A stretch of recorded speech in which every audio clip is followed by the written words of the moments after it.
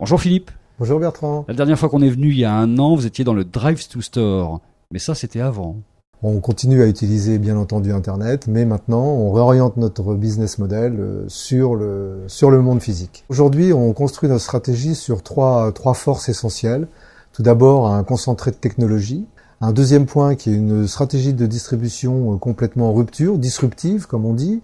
Et tout ça, tout en s'appuyant sur la force de l'opticien physique auprès du client. Ça veut dire qu'aujourd'hui, les cabines comme celle-là, par exemple, vont être installées dans des endroits qui ne sont pas des opticiens. Alors, notre stratégie de distribution, effectivement, c'est d'aller sur des endroits à fort trafic. Donc, on pense à des centres commerciaux, on pense à des espaces où, par exemple, comme des pharmacies, ou demain, d'autres types de commerces.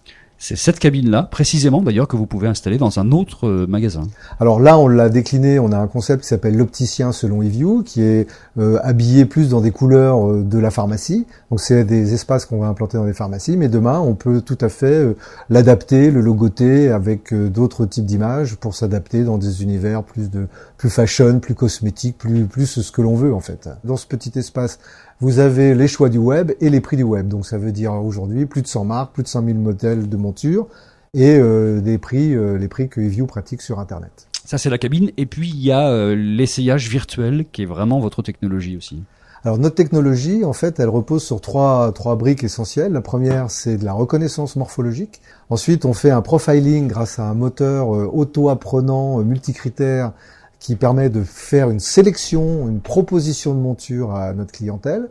Et ensuite, bien entendu, il s'agit de les essayer. Et à ce moment-là, on utilise la réalité augmentée pour faire un essayage virtuel. Tout ça sera évidemment accompagné d'une personne, d'un opticien.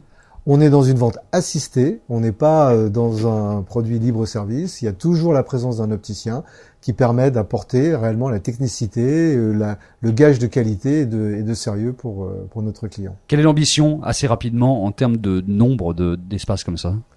Alors, l'idée, c'est de se développer par le biais de l'affiliation. Donc, dès que nos premiers espaces auront concrétisé leur potentiel, eh bien, nous voulons recruter un nombre important d'affiliés en France, mais aussi à l'international, puisque nous sommes dans un projet à dimension internationale. Ce que l'on veut inventer et proposer, c'est d'inventer une nouvelle façon de vendre et d'acheter ses lunettes de vue avec une nouvelle expérience. Il faut bien voir que, finalement, depuis les 40 dernières années, il s'est à peu près rien passé.